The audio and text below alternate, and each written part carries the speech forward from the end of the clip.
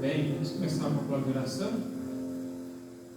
e queremos colocar nossas vidas, corações e ouvidos para que Deus venha falar bem, da maneira que Ele deseja, e assim nós, como praticantes da palavra, vamos representar o reino de Deus aqui na terra. Oremos neste momento. Pai querido, aqui nós nos encontramos diante da Tua graça, misericórdia. O Senhor tem nos separado, o Senhor tem formado a linda família, no qual, mediante Jesus Cristo, nós nos achegamos.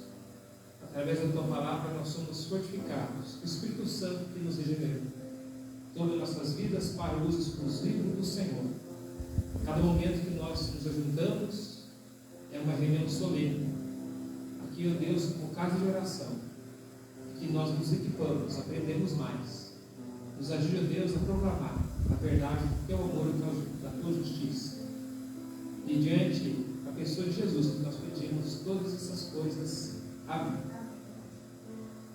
Nós temos aí na sequência, queridos, dois hinos bem conhecidos, o número 1 e o número 6. E eu quero te convidar a ficar em pé neste momento. Número 1 e depois o número 6. Nome antífona e glória ao Senhor.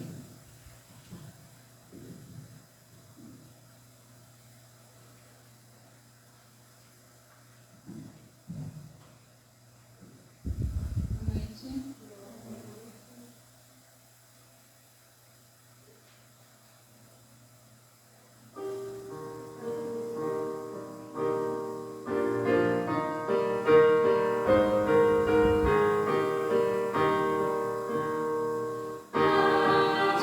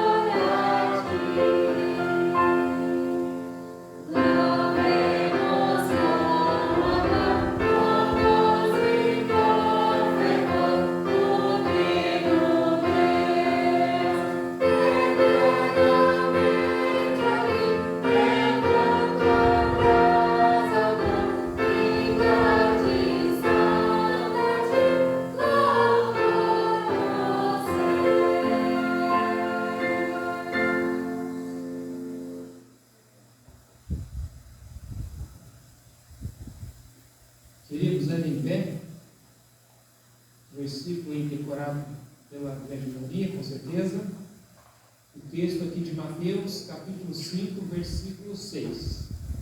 Nós vamos ler uma vez e dar oportunidade para que dois irmãos ou irmãs venham falar Mateus, capítulo 5, versículo 6. Vamos ler juntos aqui? Depois, se você decorou de forma diferente alguma versão, você pode estar nos ajudando aí falando melhor. Vamos ler juntos? Bem-aventurados os que têm fome e sede de justiça, porque eles serão fartos. Fechar? Quem quer falar o versículo? João Marcos. Bem-aventurados os que têm fome e sede, porque eles serão fartos. Fome e sede de justiça, é isso? Mais alguém? João Marcos. Bem-aventurados aqueles que têm fome e sede de justiça, eles serão fartos. E a mão, meu Deus.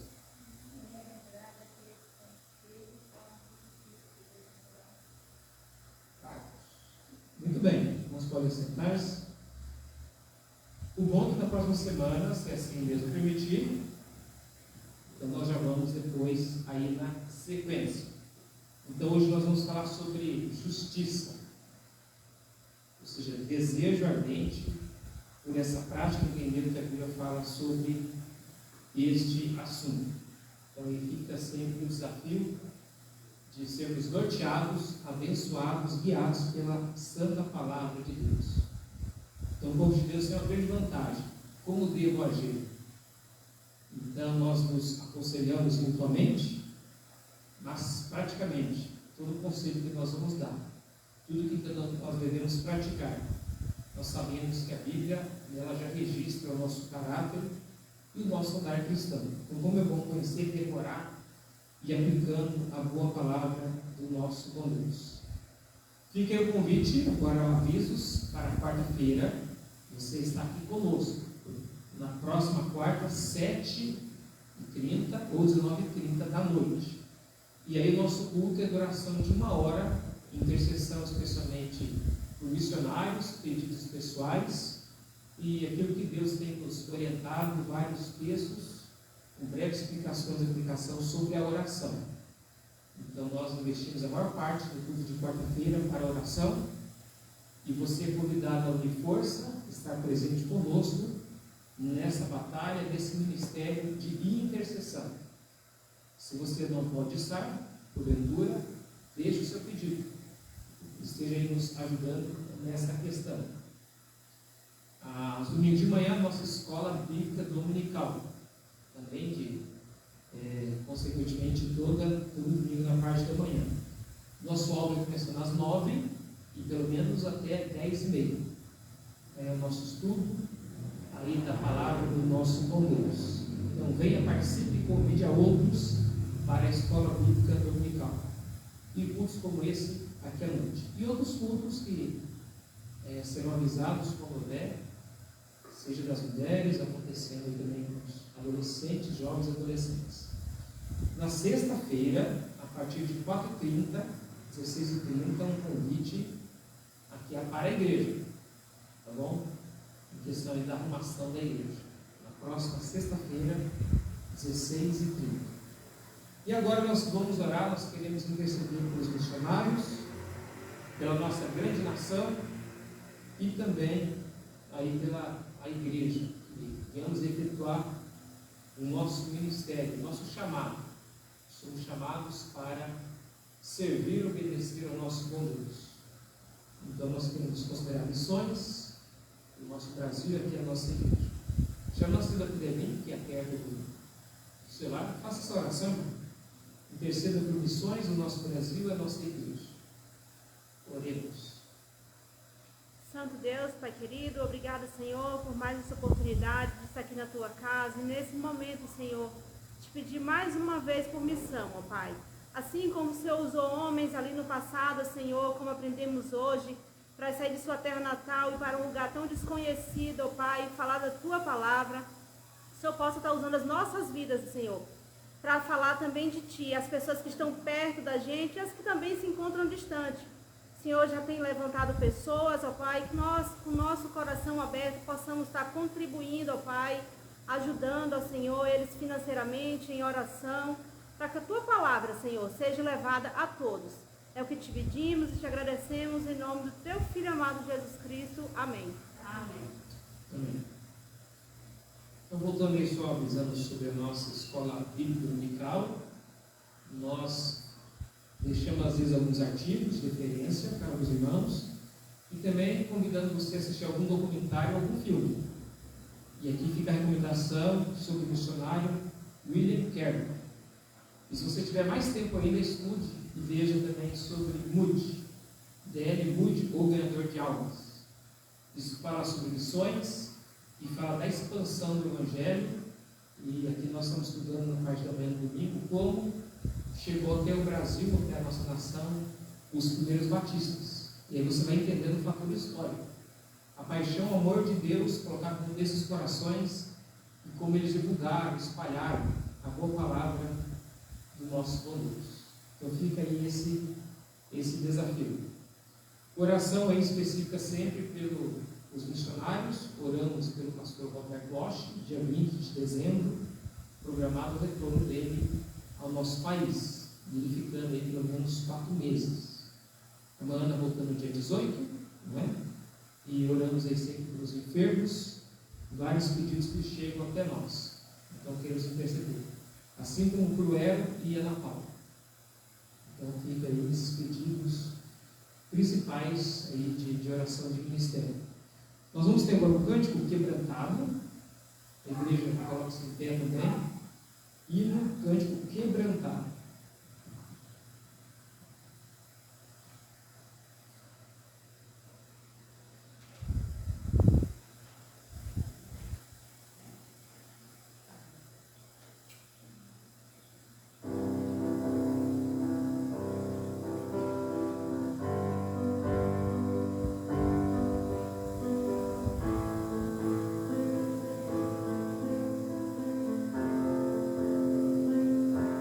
Eu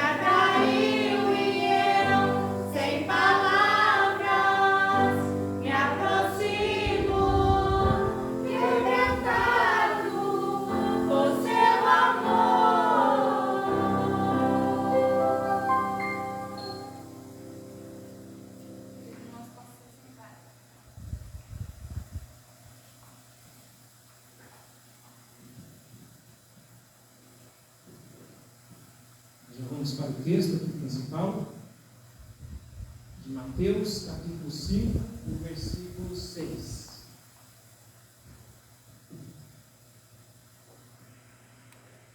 E lógico, como nós queremos ser mais fiéis possíveis com a explanação bíblica, então nós não fugimos aqui do tema. E o tema desde o dia 10 de outubro, nós estamos aqui na caminhada sobre as bem-aventuranças. Então lembre que Jesus Cristo sobe ao monte e ele explana, ele prega essa mensagem. A nossa intenção aí inicial é finalizar no versículo 12, então cada semana. Mas se nós quiséssemos, teríamos mais 4 grupos de mensagens aqui revelado no Evangelho de Mateus. Então, as outras demais mensagens é um complemento e também uma explanação neste contexto. Muito bem, então o versículo já é o título. Aqui fala da bem-aventurança em ter sede e fome.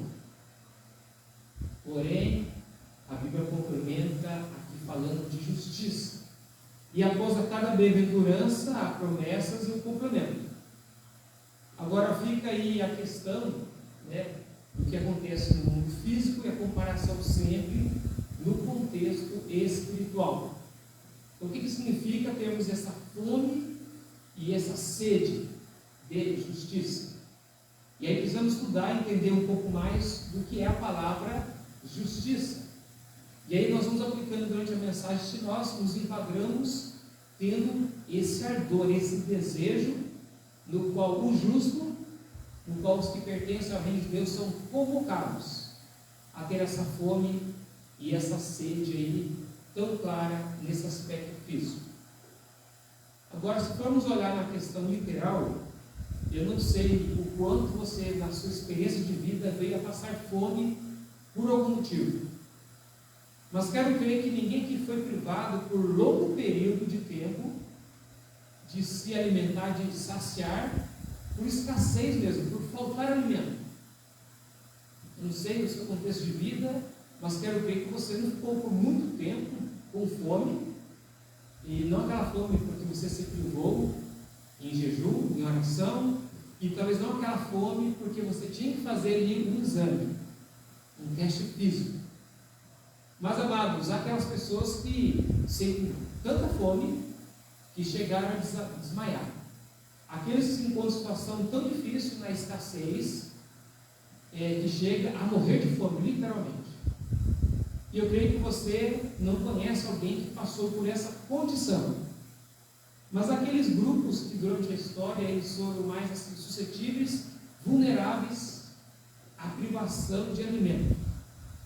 E é um escritor, Viktor Frankl, que ele narra o contexto de quando ele ficou na concentração, né, preso pelos nazistas. E a preocupação maior que ele tinha, como preso, estando ali privado, a maior preocupação que ele havia era a questão de saciar a sua fome. A preocupação dele não era, por exemplo, o descansar, não era fazer a sua higienização, mas a maior luta de sobrevivência que ele tinha e os demais que estavam presos era na questão do alimento mesmo. E ele diz, ele relata que eles faziam todo qualquer tipo de sacrifício com um pouquinho de sopa, um fundinho ali de uma tigela, saciar-se ali com uma concha, se fosse de sopa, de algum alimento, de algum caldo, que representasse ali algum alimento. Então, é lógico que nós não vamos falar dessa questão dessa fome, mas queremos aplicar esse mesmo desejo de alguém que tem muita fome ou muita sede na questão de uma busca em prol daquilo que é do reino de Deus. E assim como o alimento e a bebida é uma base para a sobrevivência, queremos ser convocados a pensar nisso, ter fome e sede real das coisas de Deus. E uma vez encontrando as coisas de Deus, não trocar por nenhum outro manjar. Não ter o desejo de saciar com nenhuma outra coisa, a não ser aquilo que Deus deixa em sua palavra. Mas a questão da fome em si é difícil. Não é? A fome física. Imagine você ouvindo um choro de uma criança, e não um choro aí que nossas famílias, a experiência do bebê que a cada momento de hora ele tem aquele choro de fome. Mas imagine você pensando em lugares, em países, onde há escassez, e você ficar pensando que uma criança, talvez nesse momento, está passando uma fome tal, que ela venha até seus últimos suspiros ali no colo de uma mãe e de um pai, que por desespero não tem o que dar a seu filho. Então, sinta-se privilegiado de um lado, mas sintamos também em questão de oração, né, em questão de desejo, interceder por aqueles que passam por essas necessidades tão claras. Mas, querido, a fome aqui do cristão, a fome na aplicação espiritual, porque assim como a vida física ela tem um nascimento e um desenvolvimento, um crescimento, na espiritual nós temos o nascimento em Cristo Jesus e devemos ter um bom desenvolvimento. Aqueles que não se desenvolvem bem conforme o anseio bíblico, e aí vai tendo esse desejo e vai tendo, né, essa questão, esse compromisso. Eu quero desenvolver mais a vida cristã. E a palavra aqui, justiça, ela é muito ligada também com a palavra retidão. Podemos aplicar de maneira geral durante a mensagem que essa justiça, essa retidão é uma vida, né, de um bom exemplo também. Agora, na parte da teologia, quando você encontra aí a palavra justiça, ela tem pelo menos 3 aplicações principais. E aí a nossa mensagem vai ser nessa tríade, nesse contexto aí triplo. A justificação, o relacionamento da minha vida com Deus, no qual Deus declara justo, aí é o início da vida cristã. Tem a questão da justiça, que é a procura desse bom exemplo, o desenvolver na prática e ser uma referência. E tem aquele terceiro aspecto que a igreja deve brilhar tanto, onde ela está, a sua influência é tão grande, que onde há crentes, ali a situação tem que ser para melhor e nunca para pior. Uma igreja, onde quer que ela esteja, num bairro, né, lugares mais longínquos possíveis, ela, estando lá, ela deve promover a justiça. Ou seja, o povo de Deus deve ser uma referência quando se fala de justiça, de retidão e de honestidade. Aqui tem um convite, então, né, aonde você mora, lá na rua, se você é o único cristão, o único convertido, você e a sua família deve ser referencial. Aí lá na escola, você como aluno deve ser o mais referencial possível, ou pelo menos o que menos dá trabalho. Lá na empresa, o patrão, o RH, o chefe, o dono fala: olha, eu posso contar com essa pessoa. E talvez ele nem sabe que você tem um norte, você tem um caminho a seguir, que é o caminho da justiça. Então nós queremos desenvolver nessas 3 áreas. Então que individualmente como igreja, nós devemos ser então esse exemplo. Hoje se fala muito sobre justiça social, você já ouviu? E na verdade a igreja deve ser uma daquelas que promove e mantém a verdadeira justiça social. Não com ideias ou filosofias aí do marxismo ou ideologia de algum partido político, mas no mundo, quem mais deve viver a justiça e promover justiça é aqueles que amam a Deus, aqueles que estão olhando para as Escrituras e querem obedecer o Criador dos céus e da terra. Então vamos pensar nessa noite sobre esse assunto. Mas falando de fome, tanto física como espiritual, se alguém não tem fome, se alguém não tem apetite, é um bom sinal? A pessoa passa o dia inteiro, mas não sei o que acontece, eu não estou com apetite. Mesmo que se apresenta lá, né, comidas variadas, deliciosas, aquele banquete. Alguém olha e despreza. Ele não tem aquela vontade de comer. E se isso não acontece, é sinal de grande problema. E alguém que falou até mais: os únicos que não podem ter fome ou ter apetite é aquele que já morreu. Não é verdade? Você já viu um morto se alimentar? Você já viu alguém falar, eu quero colocar uma lanchonete no restaurante dentro do cemitério? Porque se você fizer assim, que seria um absurdo, não venderia nada. O que eu quero dizer aqui, aplicando? Um cristão ele tem que ter fome e sede de justiça. Ou se não tem algum problema, está acontecendo. Aqueles que não têm fome nenhuma acerca das coisas de Deus.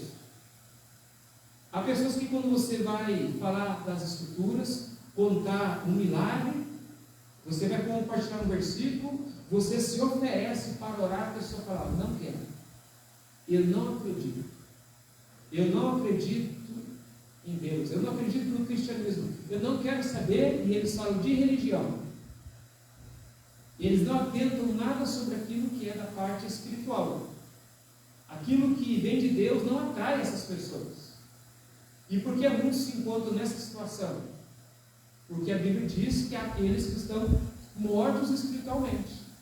E se eles estão mortos espiritualmente, a Bíblia, a palavra de Deus, não vai atrair, não vai assim ser um bom apetite para essas pessoas. Então aquele que não quer saber de Deus, não quer saber ligado à igreja, não quer saber de nada que é espiritual, é um sinal de, nessa área espiritual, de estarem mortas, literalmente mortas. Então você pode verificar a sua vida, você pode olhar para as pessoas que estão ao seu redor, e você pode identificar aquelas que têm fome e sede de Deus ou não. Aquelas que têm aquele sede do pão espiritual. Lembra de Israel, que foram alimentados pelo maná durante a sua jornada? Até que veio Jesus Cristo, em João capítulo 6, ele fala, olha, porém eu sou o verdadeiro pão espiritual. Então aqueles que não têm relacionamento nenhum com Jesus Cristo, não se preocupam com isso. Eles correm atrás de outras coisas. Tem fome, tem sede, mas de outras áreas. Mas não de Deus. Já estão provando, já estão mostrando com a sua vida. Mortos espiritualmente. Eles não têm vida em Jesus Cristo. E o apóstolo Paulo, ele fala sobre, ele testemunha quando ele não tinha vida com Deus. E no livro de Efésios ele fala sobre isso, no livro de Efésios, que ele estava morto em seus pecados e em seus delitos. Morto. Ele andava segundo o curso desse mundo, segundo a obra de fato de Satanás, do diabo e das suas ordens malignas. Mas uma vez que ele se converteu, aí ele quis fazer a vontade verdadeira de Deus. Então aqueles que não têm nada a ver com Deus, mas vamos ser claros, aqueles que nasceram espiritualmente, mas não andam também bem com Deus, porque não estão se alimentando da maneira correta. E aqui é um convite, bem-aventurados os que têm fome e sede. Então o cristão ele sabe que somente Deus pode lhe satisfazer. E isso é diariamente, é constantemente. Ter apetite por coisas espirituais, por coisas celestiais, por coisas eternas. Então isso é importante. Então a falta de apetite já declarado e pontuando é sinal de doença. Tá bom? É sinal de doença. Agora interessante, quando a pessoa está bem doente, e nós vemos em meio à pandemia, uma pessoa bem doente, ela tem mais sono ou mais fome? Mais sono, né? Se oferece para uma criança, para um idoso, alguém que está acamado. Ela fala, não quero. Ela diz que não tem força nem para comer, mas ela só apenas quer descansar. Às vezes ela quer revigorar um pouco de energia no sono. Agora um crente saudável, um crente maduro, ele vai estar pronto a se alimentar, ouvir da boa palavra do nosso bom Deus. E aqui queremos fazer apenas uma comparação. Quando Jesus está lá no Getsemane, falando da sua entrega, vislumbrando a cruz, ele convidou os apóstolos e a igreja de maneira mais particular e falou, ore comigo. Jesus falando da sua entrega, da cruz, do seu sacrifício. E Jesus convidou bem claramente os apóstolos e de maneira mais particular 3. E Jesus foi orar, que eles não foram naquele momento. Quando Jesus voltou, eles, por não estarem alimentando-se espiritualmente, Jesus os encontrou mais uma vez apenas dormindo, não percebidos daquilo que era importante, em questão de fazer a vontade de Deus. Então muitos já perderam apetite pelas coisas de Deus. O exemplo, pela Bíblia. Há muitos que já passam meses, semanas, e não se preocupam com a leitura das Escrituras. Ou o seu alimento das Escrituras é apenas enquanto estão em culto. Que é importantíssimo estarmos aqui em culto. Mas imagine alguém que se alimenta apenas daquilo que é pregado durante o culto. E aqueles que não se alimentam em casa e quando chegam no culto, aquele grande sono. E acontece com muitos, né? Já fomos pegos nisso. É mais sono, mais cochilo do que atentar-se para a palavra que nos alimenta. Então, há muitos aqueles que não têm mais compromisso, não têm assim um alvo, um plano de leitura. Aqueles que fazem isso. Aqueles que nunca tiveram um plano de ler a Bíblia. Passou-se muito tempo da sua vida cristã, em 1 ano, 2, 3, 5 anos, ou mais anos, e aí ele não desenvolveu esse apetite da leitura bíblica, ou de estudo. Pelo menos, às vezes alguns definem, eu quero estudar sobre alguns temas bíblicos, mas aqueles que já foi apetite. Agora o apetite sempre é substituído por outra coisa. Aqueles que não têm mais o desejo de oração. Não é verdade. E é isso que prejudica claramente a vida espiritual. Há pessoas que não gostam do culto de oração. Sabe disso? Gostam de outro evento. Que seja um evento social, que seja de outra maneira. Mas perderam o entusiasmo da leitura, perde o entusiasmo da oração. E se ajuntar entre irmãos, fica que, quando aparece, é algo assim meio arrastado. É algo talvez para o irmão, uma irmã, fazer alguma cobrança. Então aqueles que têm desejos, mas o desejo da leitura, da oração, de estar em culto, é colocado lá em último lugar. Agora, mais uma vez, ou é sinal de que não nasceu de novo, ou é um sinal de fraqueza na fé. Isso é claro. Porque o povo de Deus que está animado, que procura viver a sua vida cristã com ardor, com fervor, vai ter ali a Bíblia, vai ter oração, e vai incluir sim o povo de Deus. Então, se você passar por essa fase, não a oração, não as Escrituras e não ao povo de Deus, já está mostrando fraqueza na fé. Fraqueza na fé. Aquela condição de inanição, você já ouviu falar? Pessoa que está sendo privada de uma base de alimento. Não recebe o suficiente ou se alimenta muito mal. E aí não desenvolve. Não tem como desenvolver outra atividade física. Porque nós começamos fisicamente o nosso bom dia cuidando do nosso corpo, para depois assumirmos as nossas atividades. Não é assim normal? Você se cuida, toma um café, se alimenta, não é? Para depois enfrentar as lutas da vida. E aí essa comparação de ter fome e sede, porque a vida cristã é uma luta, ela é feita de batalhas, de guerras. E se nós já somos fracos, já está dizendo, já está inclinando a perdas e perdas grandes. Irmãos, então aqueles que vivem nessa situação, e sabemos que na questão de alimento é comer bem, e não é comer muito.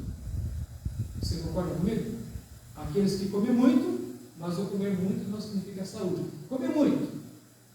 Aí nossos filhos aí, se você oferecer salgadinho, danone, doce, refrigerante, já basta. Chocolate, alguns gostam, outros não. Vivem assim. Mas é uma boa alimentação? Pode-se comer muito disso.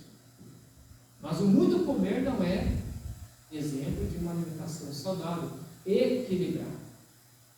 E é na área espiritual o cuidado que nós também devemos nos alimentar com certos ensinamentos. Porque pode chegar até nós doutrinas falsas, não pode? falsos ensinamentos, vãs filosofias, e o livro de Tiago e o de Hebreus fala sobre isso. Cuidado com os ventos de doutrina, e alguns ali se alimentam e é levado para um lado para o outro. Não tem firmeza na fé. Cada vez está crendo numa filosofia, numa doutrina diversas. Então não tem base nas escrituras. Então qualquer ensinamento ela está seguindo, qualquer novidade vai para lá e vem para cá. E não fica com aquilo que Cristo nos ensina dele ser Senhor de nossas vidas. Então ele alerta.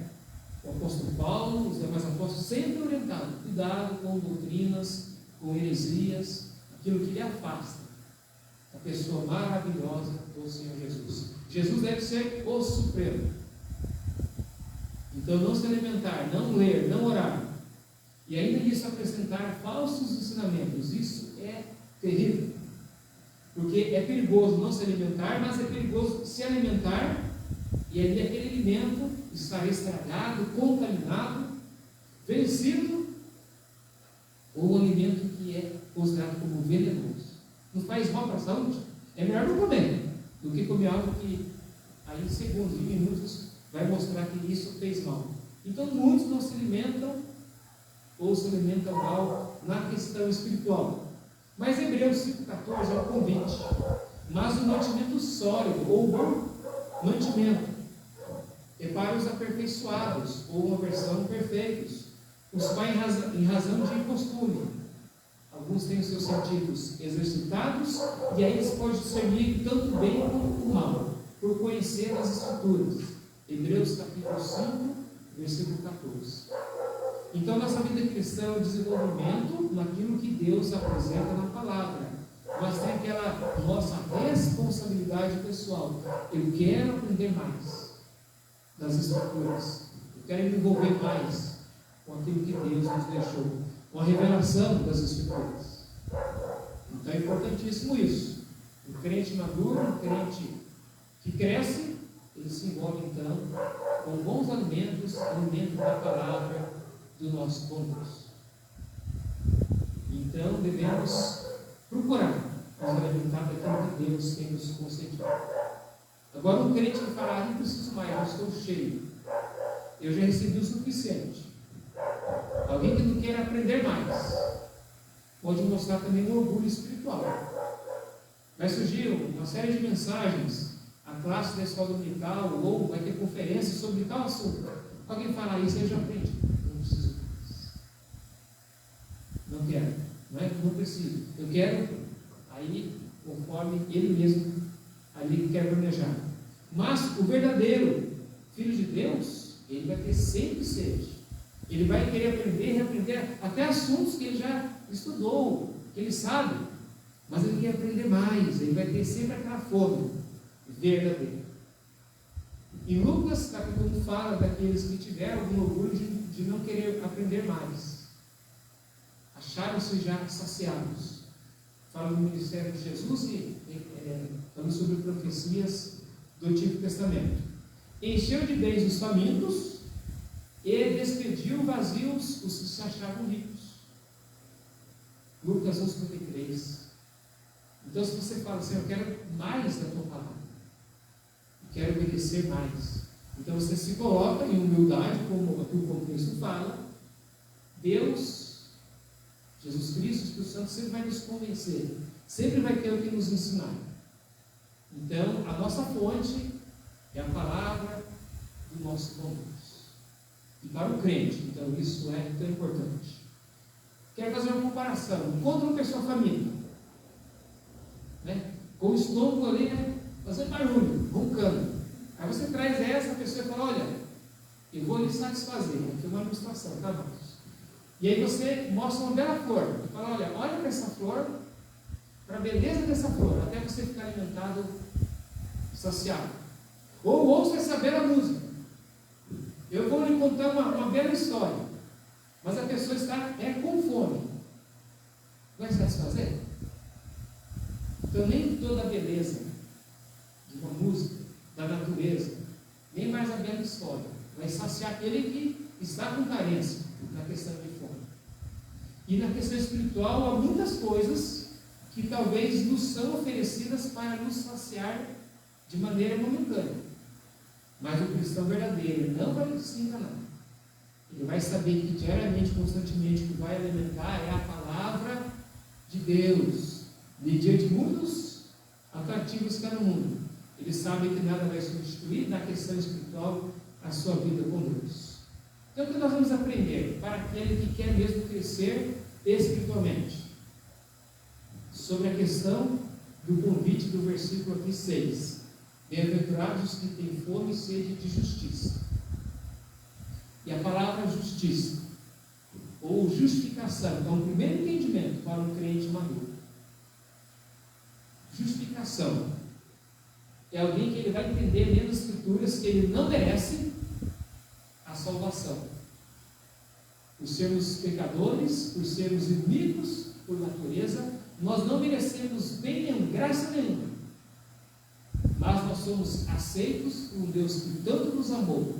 E mediante Jesus Cristo, Ele nos convida a ter relacionamento com Ele. Então Jesus veio a esse mundo buscar e salvar aquele que estava perdido mesmo. E aí nós entendemos pela palavra de Deus, que Deus nos aproxima dele próprio, mediante Jesus Cristo. Então devemos ter esse entendimento. Por que eu vou chegar diante de Deus? Como que Deus pode me declarar justo, sendo que eu olho para mim mesmo e vejo tantas falhas? Mas em 1 Coríntios 1, apenas citando o versículo 30, que mediante Jesus Cristo, Ele é a sabedoria, Ele é a justificação, Ele é a santificação e redenção. Então o cristão entende que ele começou a sua vida espiritual por causa de Jesus Cristo. Ele é o nosso mediador, Ele é o nosso advogado, Ele que nos leva, nos conduz, Ele é a porta para os céus. Então o cristão entende isso sobre justificação. Jesus Cristo, Ele morreu no meu lugar, Ele pagou a minha pena, e Ele que me conduzirá para o céu. Ele tem prometido isso, o Espírito Santo tem me convencido. Então nós entendemos o lugar de Cristo em minha vida.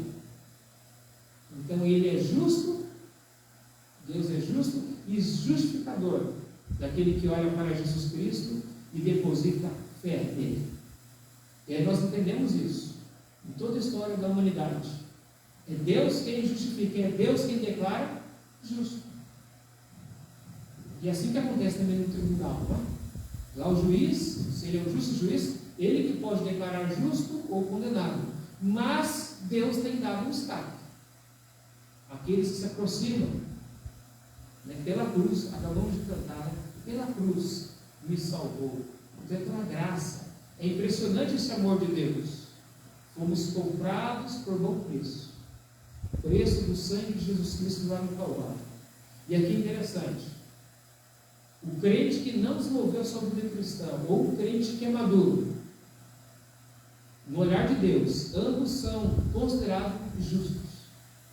O crente que se converte hoje, e algum crente que já tem 30 anos, 35 anos, 40 anos de convertido, no olhar de Deus, a justificação é a mesma.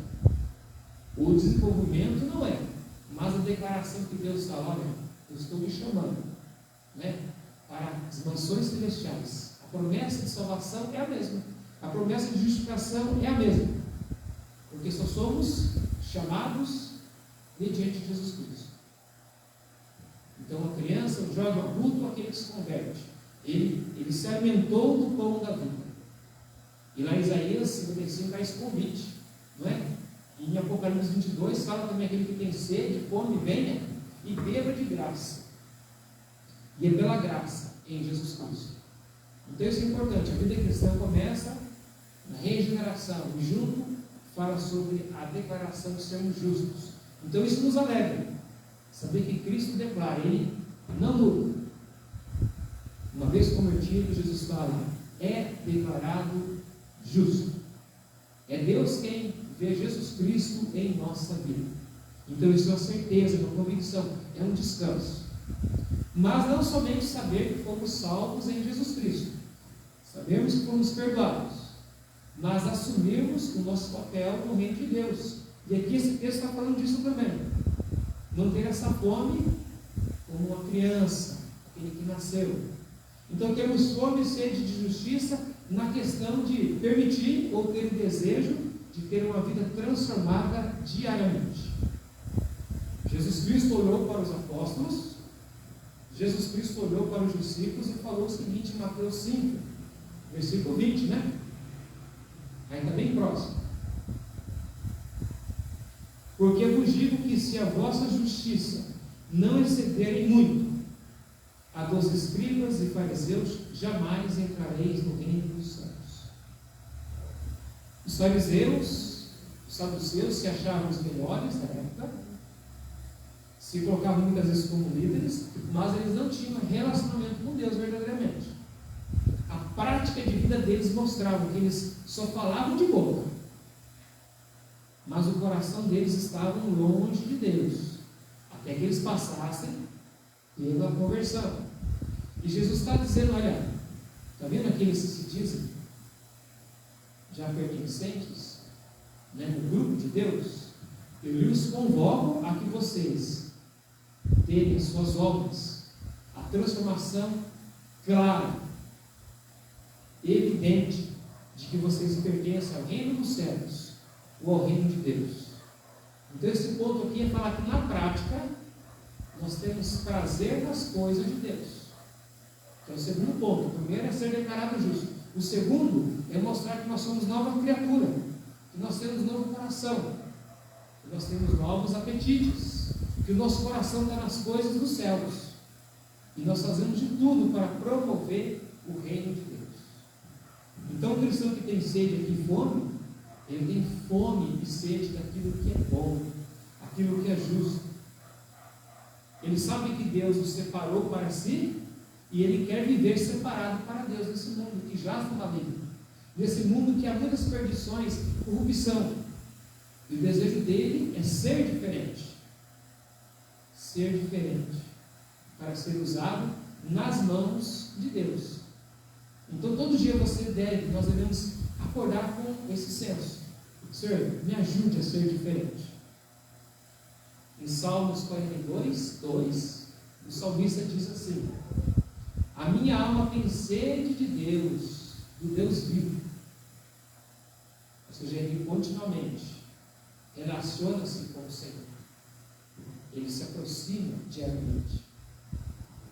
Isaías 26, 9: a minha alma suspira de noite por ti, o meu espírito dentro de mim, eu te procuro diligentemente. E vários salmos falam sobre isso, né? Eu desejo a Deus, eu tenho fome de Deus. Ó Deus, tu és o meu Deus forte, eu te busco ansiosamente. A minha alma tem sede de ti. O meu corpo te almeja, diz lá em Salmo 63, 1. Assim como a terra árida, exausta, sem água. Então imagina aquela plantinha na sequidão, né? Quando lhe é derramada ali a água suficiente. Então está dizendo que nós, uma vez nascidos do alto, nós continuamente temos esse desejo de nos aproximar de Deus. A minha alma anseia pelo Senhor mais do que os guardas pelo romper da manhã. O guarda, o sentinela, durante o escuro, eles vivem em tensões, né? Aflição, qualquer barulho, qualquer coisa, ele está alerta. E assim como o guarda, ele quer que logo o dia chegue, ou para ele ser substituído, ou para ele ter a visão, né, correta. Aqui o salmista, no Salmo 130, fala: a minha alma anseia. E aqui, é a mesma palavra no contexto de ter fome. Eu tenho grande desejo cada vez mais de Deus. Fernando Dias Lopes fala que, de fato, aqueles que já pertencem a Deus, continuamente vai querer amar mais.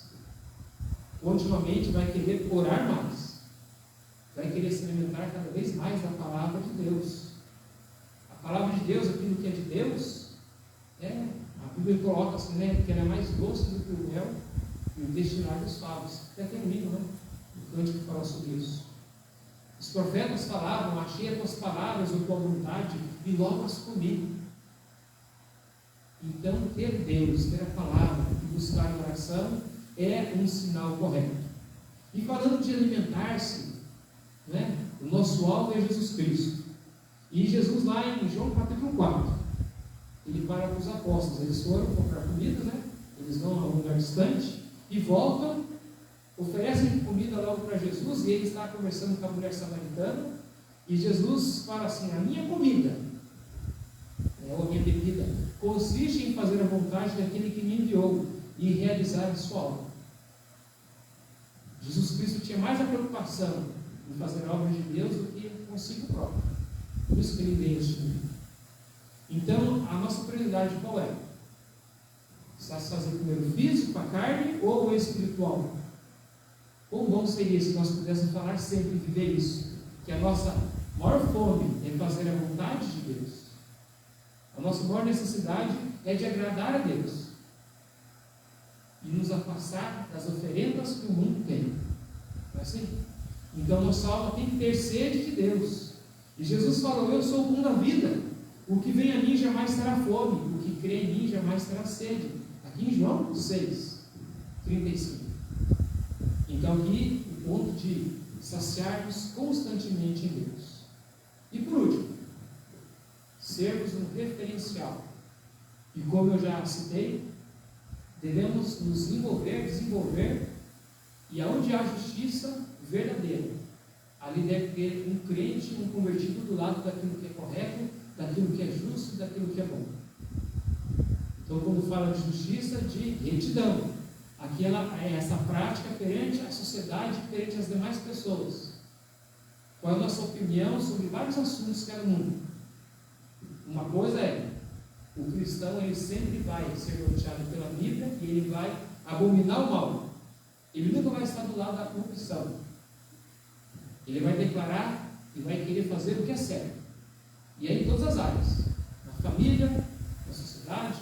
Quando ele emitir uma opinião política, ele vai falar daquilo que é correto perante as Escrituras. Ele vai querer, de fato, estar do lado da justiça. E a Bíblia, no Antigo e no Testamento, fala que nós devemos defender a causa das viúvas e dos órfãos. Não é assim? Nunca tendenciar se corromper, ser comprado, estar do lado, então, da corrupção, mas do lado do que é justo. Talvez até padecer alguma discriminação, mas estar do lado da justiça. Nunca estar do lado daqueles de falsos testemunhos. Nunca um cristão ser pego do lado da fraude. Mas às vezes nós vemos notícias várias de pessoas que se dizem crentes ou evangélicas, ou pessoas que conhecem a Deus. Às vezes tem uma fraude e você fala fulano, e aí a mídia coloca de tal igreja, pastor envolvido com tal coisa, com tal prática, ou religioso. Não é assim? Não tem semanalmente isso? Mas aquele que tem fome e sede da justiça, não, ele vai estar do lado da verdade, do lado que é correto, do lado que é justo. Então, aquele que conhece a Deus, ele vive preocupado com o reino de Deus. Ó Deus, seja feita a tua vontade, assim nos céus como na terra. E se ele tiver a oportunidade, ele vai se envolver no contexto onde há justiça. Nunca vai tendenciar onde há erros e corrupções. Ele vai desejar um governo aqui na terra justo, ou que pelo menos o mais justo governe. Então, na hora das suas opções, é nesse contexto: sede e fome de justiça, sede e fome de querer ver o bem e de fazer o bem. E lembra que nós estamos estudando aí sobre a história na Cardomênia dos Batistas? E alguns sofreram por estar do lado correto? Falamos sobre Thomas Helves, que esteve preso por pregar e desejar liberdade de consciência, liberdade religiosa, né? E aqui nós citamos, ele teve uma declaração, né? Ele colocou no papel aquilo que ele acreditava, que a igreja nunca se misturar com o Estado, nunca deixar o governo mandar na igreja, mas sempre lutar pelo governo que mantenha a paz, ou que dá a maior liberdade possível. E esse homem, dos primeiros batistas, ficou preso durante muitos anos, e falecer na cadeia. Falamos de John Bunyan também, foi preso, isso na Inglaterra. Roger Williams, nós falamos sobre o primeiro, é classificado como um dos primeiros que iniciou a igreja batista nos Estados Unidos. Ele pregava a liberdade de consciência, liberdade religiosa, e tentava trazer ali um um relacionamento mais justo entre aqueles que vieram da Europa e os nativos americanos. Ele lutou por isso e foi muitas vezes duramente criticado. Então o cristianismo sempre vai estar do lado do que é bom, do lado do que é correto. Hoje de manhã nós estudamos um pouco sobre a vida de William Carey. Eu quero aplicar, lembra daquela tradição indiana que tinha, que praticava as mulheres, a tradição sati? Ou seja, quando o homem aparecia na pira, né, aonde o homem seria queimado, eles faziam isso, a mulher era amarrada pelos seus próprios familiares. Era a cultura deles, era a tradição deles. Então morreu o homem, ela não fica viúva, ela era morta na fogueira junto ali com aquele que havia falecido. E o William Carey viu aquilo e achou um absurdo. E a sua vida toda foi lutar contra essa tradição. Isso que era injusto, totalmente injusto. Porque se a mulher morria, o homem não morria, sabia? Mas se o homem morria, a mulher era queimada juntamente. E eram seus familiares que faziam isso, porque era tradição. Eles achavam que ela seria uma mulher fiel dessa forma, e do outro lado, eles continuariam ali uma vida dela. Ela, por ser fiel, a Bíblia diz sobre o casamento, né? Mas até que a morte ou se separa. Não é necessário o outro morrer junto, mas havia essa tradição. E esse homem lutou, e ele conseguiu, juntamente com os ingleses, e juntamente ali, né, os indianos, mudou essa lei. Então essa lei, né, onde há o cristianismo, as coisas é para melhorar, nunca pior. Aqui é a questão então da luta social verdadeira, trazer luz. John Wesley, como você estuda, né, e tantos outros foram os primeiros a se unir contra então a questão dos prejuízos que trazia a escravidão. Em 1787, estudamos isso já, 1787, muito tempo atrás, as igrejas batistas se uniram e levaram para o parlamento inglês um desejo: vamos acabar com a escravidão. 1787, as igrejas se uniram ali e tentaram promover isso, porque é algo cultural que aceita, mas quando se enxerga na Bíblia, quando acontece injustiça, luta pelo lado do bem. Então podemos dar vários exemplos de homens e mulheres de Deus que lutou, né, há muito tempo por coisas que são sadias, coisas que são justas na sociedade. E quando você estuda um pouco sobre Martin Luther King, quanto ele lutou contra, né, o verdadeiro preconceito racial. Hoje tudo virou preconceito, mas esse homem lutou de fato. Então, falando aqui de justiça, amados, entender o que é justificação perante Deus, entender o que é ter uma vista justa, entender também o que é levar justiça em meio à sociedade, que cada vez mais se afasta de Deus. O que nós concluímos, o que nós aprendemos com o fato aqui de Mateus capítulo 5, 6? O que é ter fome e sede de justiça para ser fartos? Primeiro que Deus, Ele é abundante em satisfazer-nos. Somente Deus, Ele pode satisfazer tanto fisicamente como espiritualmente. Segundo pensamento, se você não tem essa sede de Deus, de oração, das Escrituras, pode ser um sinal que você não nasceu de novo. Ou pode ser um sinal que você está fraco espiritualmente, por não desejar andar com aqueles que amam a Deus. Jesus fala então em João 4, aquele porém que beber da água que eu lhe der, nunca mais terá sede. Pelo contrário, a água que eu lhe der, dele será uma fonte a jorrar para a vida eterna. Aqui fala da certeza de salvação. E saber que no mundo nada vai nos satisfazer. O cristão verdadeiro, ele nunca vai se satisfazer com as iguarias oferecidas nessa sociedade.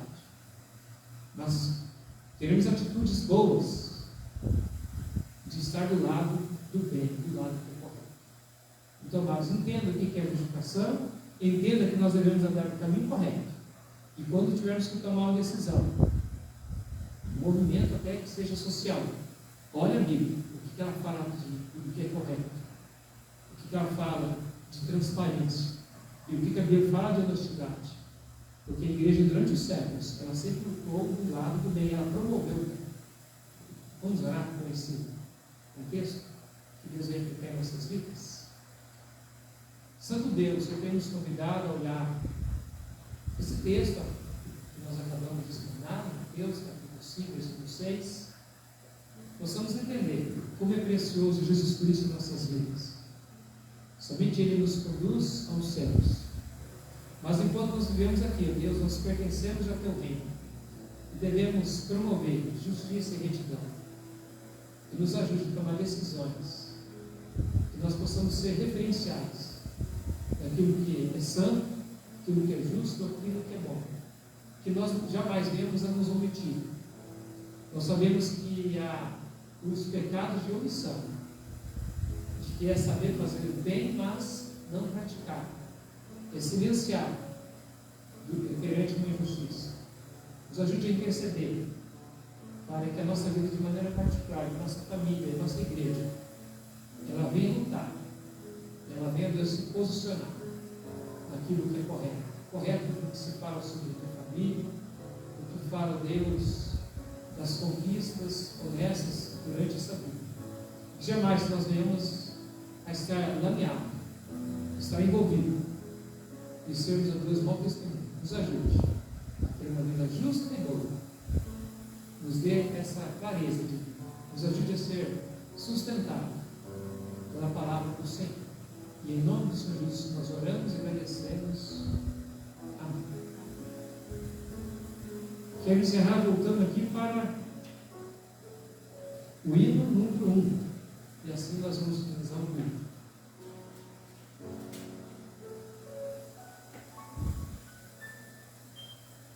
Nós vamos cantar a primeira e a segunda estrofe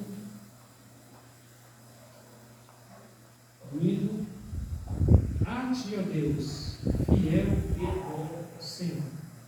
Se puderem ficar em pé, a primeira e a segunda estrofe deste hino fala de fidelidade da parte do nosso bom Deus.